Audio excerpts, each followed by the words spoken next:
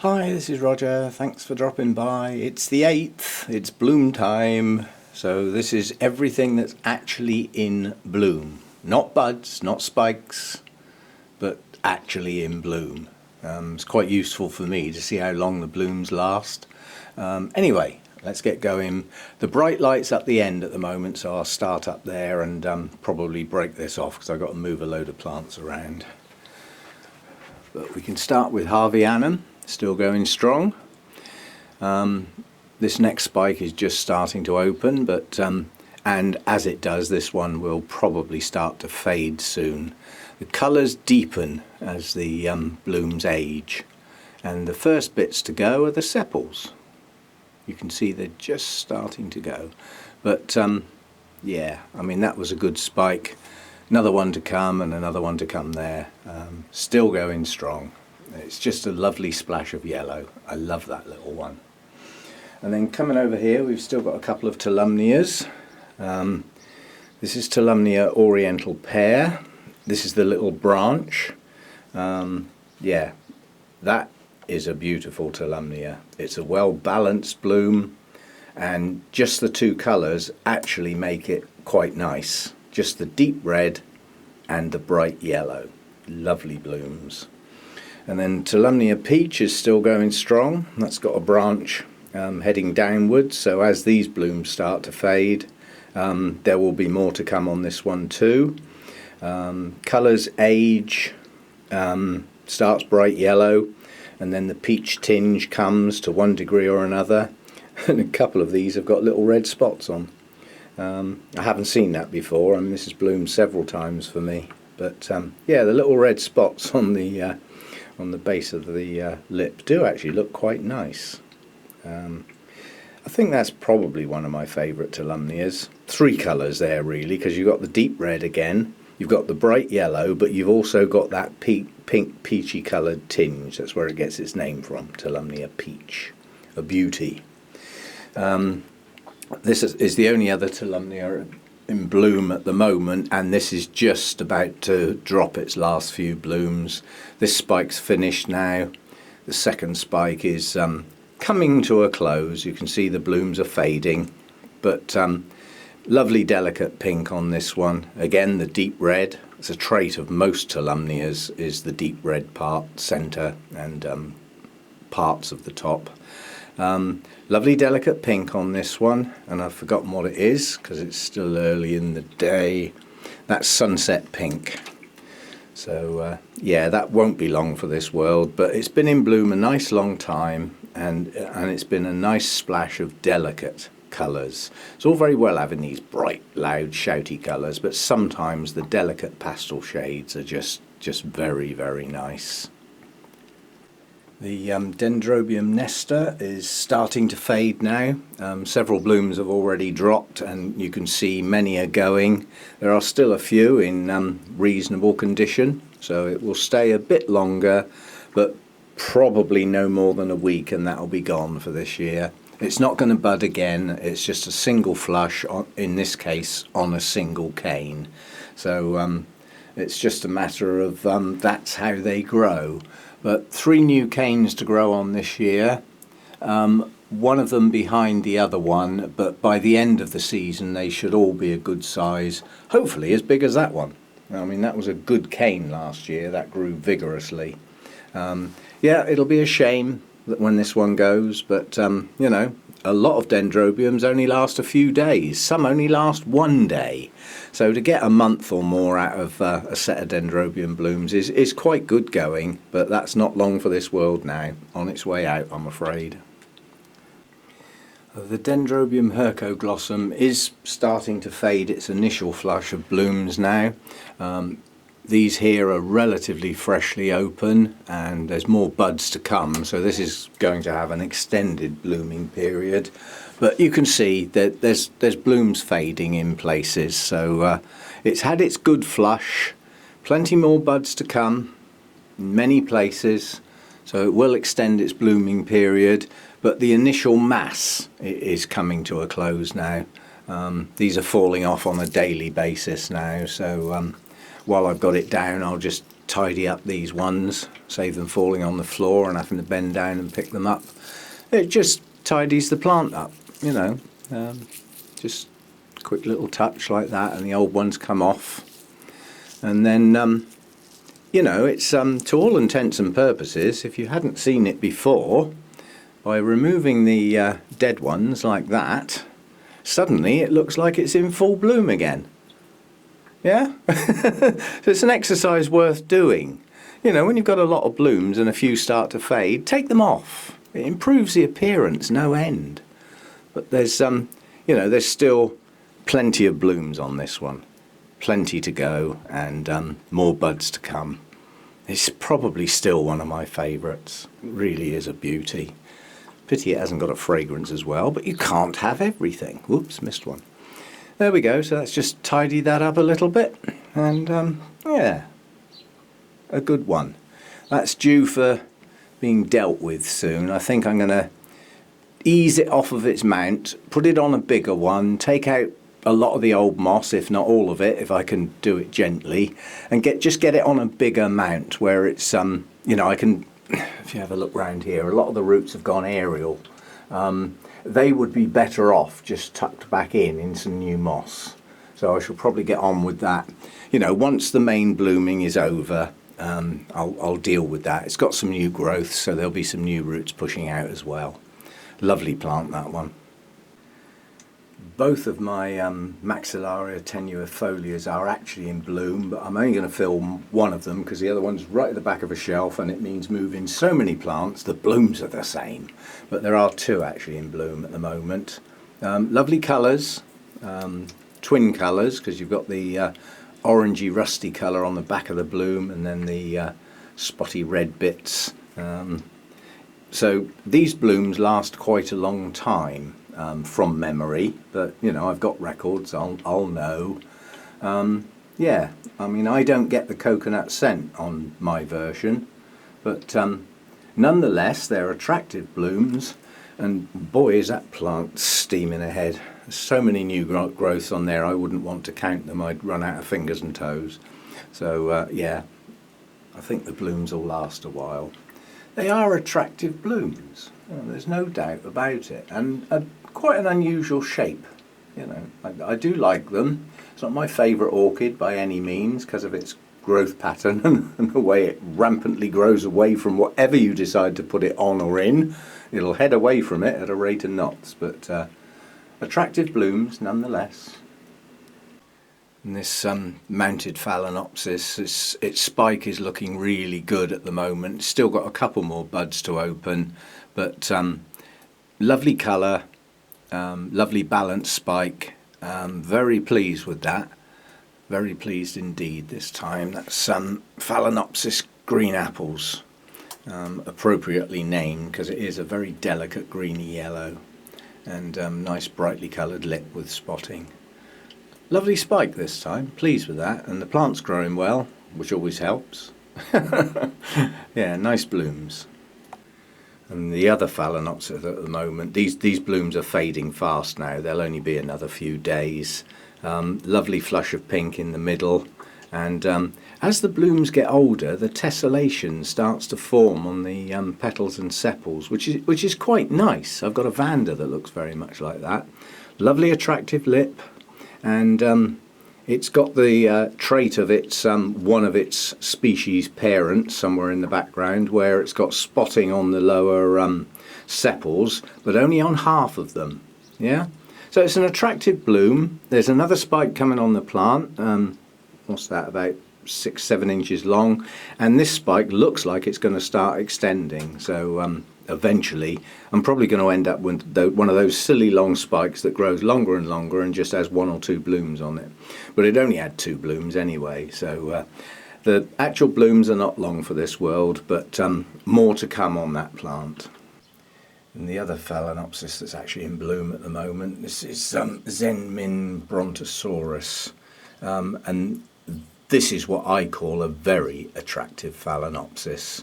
Lovely colouring, nice shaped blooms, quite close to a species I would suggest given its size and shape.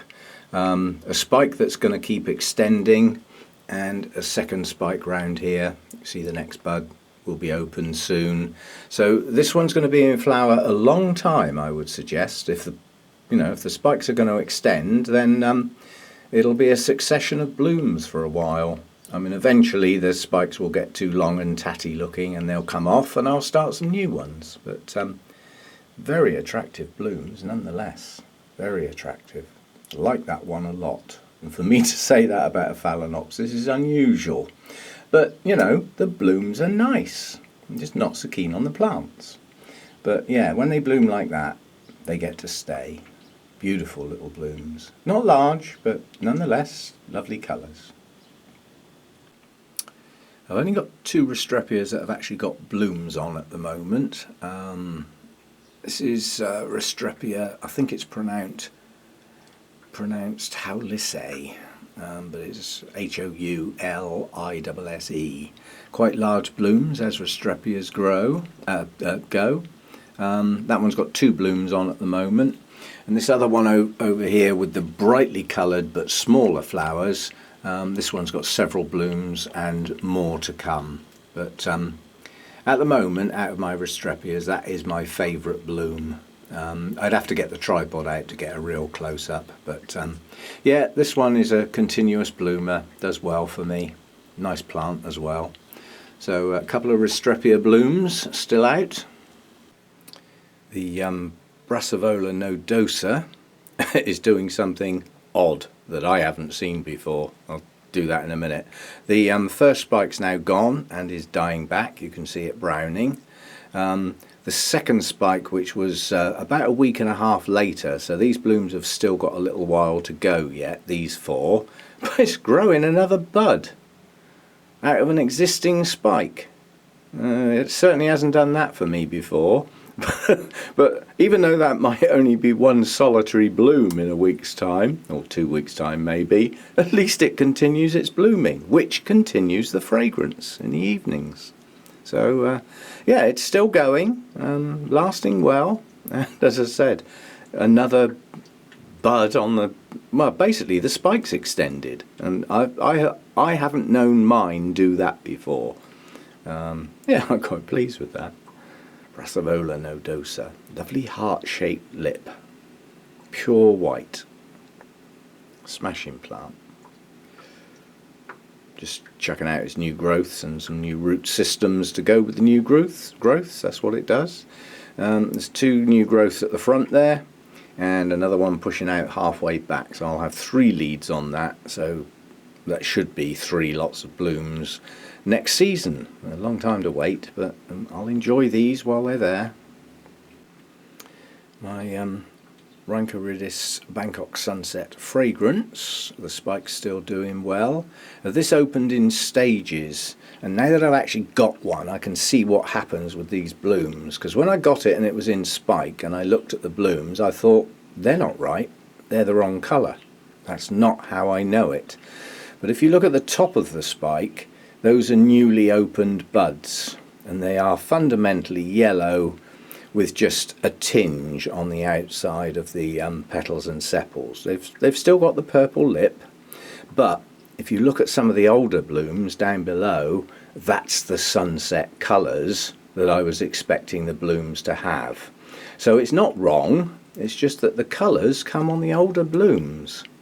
So, I mean, that's its first spike. I don't know how long it's going to last, but at least it's bloomed, and it may bloom again later in the year, and if it does, I hope it's a better spike than that, because as spikes go on this plant, that's not a very good one. But you can't expect the earth off the first blooming. But yeah, I'm really pleased that that is not the colour, because that's just not what I was expecting. And that lower bloom down there, that's the colour. That's the colour I'm after. And still got no fragrance on that. And it is supposed to be fragrant. I mean, the actual variety is called fragrance. Now, come on. But again, you know, maybe it used up all its energy and everything trying to produce its first bloom, and there's just not a lot left to do the fragrance as well. We'll see what the next spike is like, but I mean, even the back of the blooms on this have got gorgeous colours. On the older blooms, look at that deep pinky purple colour on the back of the blooms. So it's just such a good plant. Been after this for years. Lovely sunset colours on the front and gorgeous colours on the back. It's just a good plant. And it stays relatively compact. As Vandaceous plants go, this isn't going to take up the whole grow room, you know. So, yeah, pleased to have got that. Been on the list a very, very long time. This was one I was determined to get. I was even thinking of taking a holiday to the States and getting one from Moats. But then you can't get it out of the States, and I'd probably have a bit trouble getting it in here as well. So, finally found one. Lovely blooms, but needs the ageing process to get the true colours. So soon the top of that bloom's going to be like those lower ones, and it'll have its full colour. Lovely. And the little Howeara's still hanging in there. I mean, several of the blooms have actually dropped now, but some are still hanging on. You know, it's very delicate, pretty, tiny flowers. Very tiny, in fact. I mean, quite honestly, that's twinkle-sized blooms, but then it's a very small, compact plant. So, you know, it's in scale with itself. And it's got to come out of that pot soon, but I'll worry about that later. At the moment, I'm interested in the blooms are lasting well. This was a garden centre bought plant. I think it was £5.99, so £6. In bloom with 2 spikes, you know. Not bad. Very pretty little blooms and lasting a while. This is, you know, this is what's nice. Some blooms last a nice long time and a nice little splash of yellow and red. Seems a shame not to actually include this as it's in bloom, but the plant's due to go. I've just separated away from the other plants. This has got some sort of bacterial infection that I'm not happy with, and I'm not happy for it to be with the rest of my plants. And its latest new leaf is showing signs of more.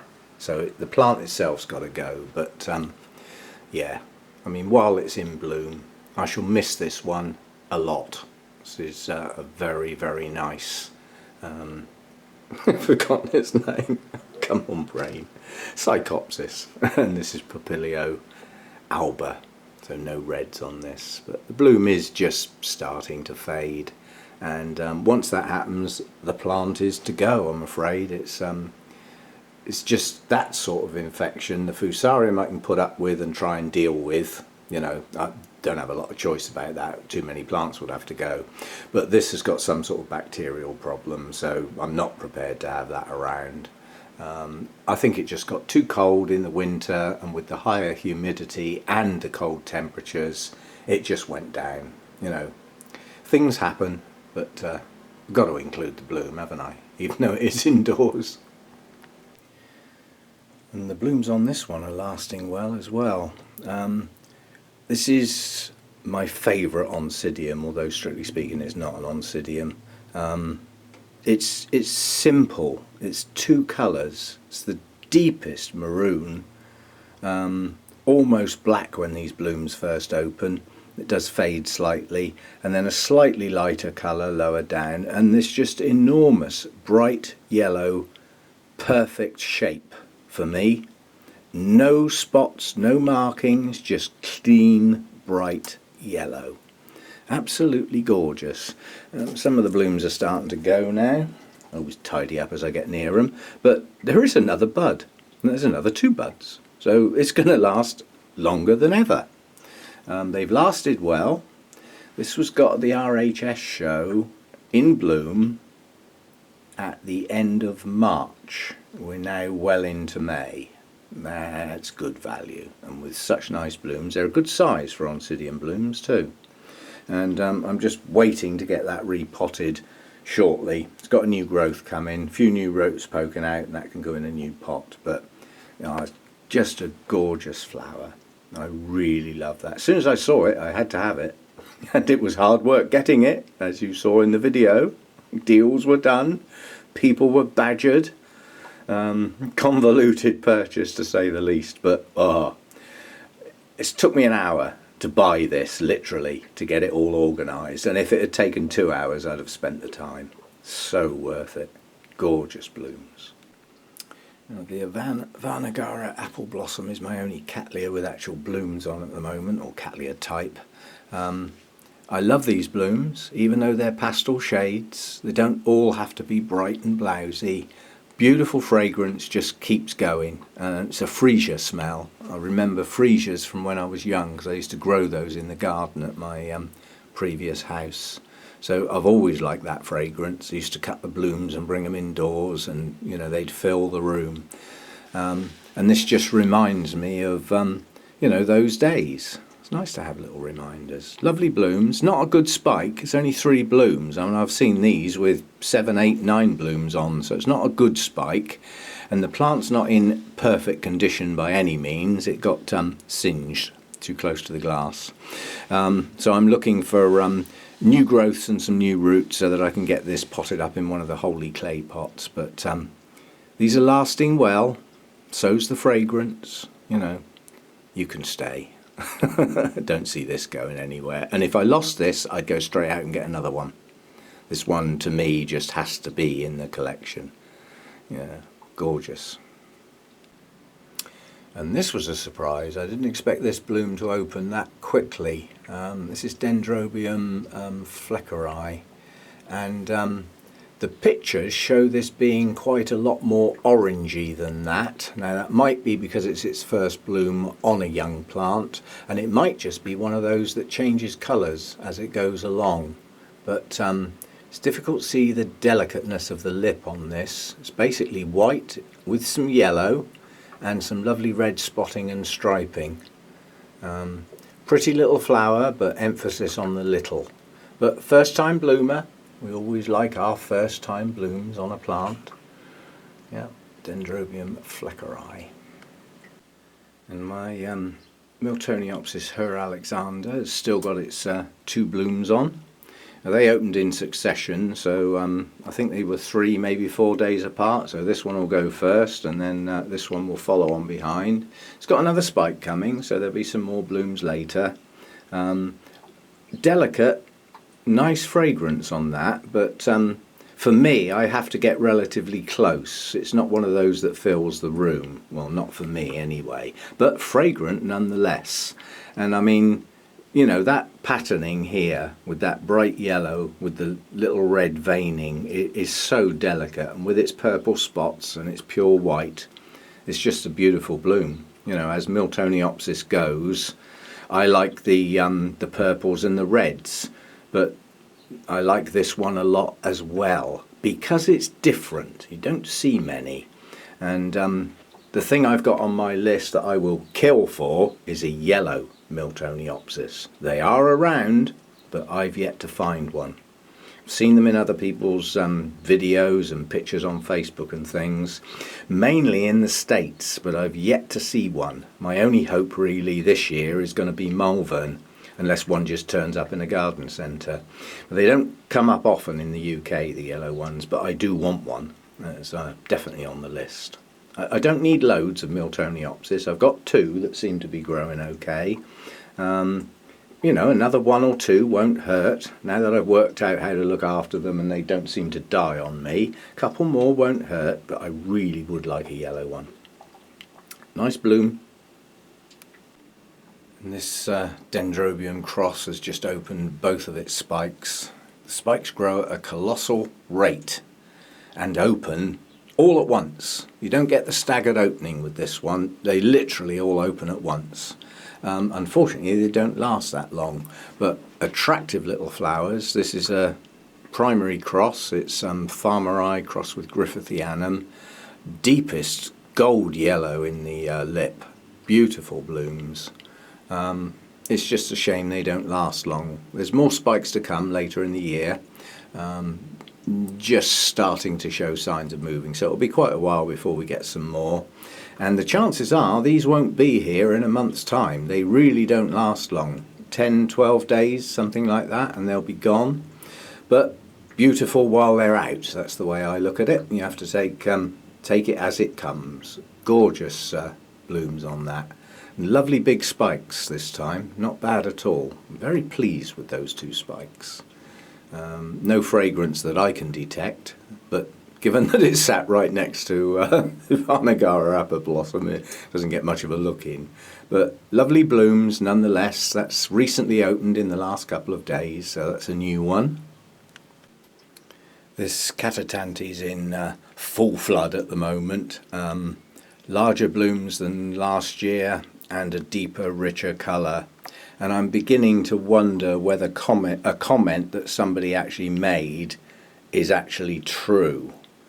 Because when I said about the colours being richer and the blooms being larger, it was a sort of just casual remark saying, well, it's probably that wonderful new fertiliser you're using. And they could be right. They could be exactly right. We'll see at the end of the season where I can compare growth patterns, root growth and everything else, but it may just be that things are just going to do so much better this year with a much better quality food with the correct balance in it to go with my RO water. But yeah, I mean, that's just beautiful colours, lovely autumn colours again. I do like these colours. You know, you've got the little touch of yellow around the outside, the gorgeous bronzy orange colour, paler orange on the lip. Lovely. Apparently it smells of cheap plastic shoes, but doesn't for me, thank goodness. Yeah, that's gorgeous. In full flood. What more could you ask for from an orchid? Just gorgeous. And literally just opened, started to crack yesterday morning, and I didn't know whether I'd have any fully opened for today, because this is strict rules, this one. It's only things that are open. But yeah, 3 of them are open in full, another one to come. This is Shelob Tolkien. They are nice, aren't they? They really are nice. And I haven't had this in bloom for some time. I'd forgotten, you know, on the colours, the delicateness of the colours. It's a nice spidery type of orchid. It's got Brassia in it, obviously, with a look like that. But most Brassias tend to be either greeny, creamy colours, and then when you get into the hybrids, you start adding the yellows and the reds in. But as Brassia types go, these colours are quite unusual and quite stunning, really. The patterning on that lip is, you know, you've got the lovely pink, and then you've got the spots that are brown. You know, there's no purple in there, they're brown, but they're surrounded by creamy yellow. It's a good patterning. And then you've got the very, very pale touches of yellow on the other petals and sepals. Yeah. Lovely blooms, gorgeous, just opened literally yesterday, fully opened today. I think I'll end on something. I've got plants all over the place here trying to do this. I'm going to knock something over soon. But somebody was talking about Miltoniopsis this morning in my comments section and had me bursting out with laughter at like 7 o'clock in the morning, you know, worried about the neighbours thinking I'd gone nuts again. But just talking about, you know, Miltonias and their growth pattern. And somebody said, I've seen so many Miltonias with so many concertina leaves, I didn't know whether they were going to water it or play it. Tickled me. See you next time. Thanks for dropping by.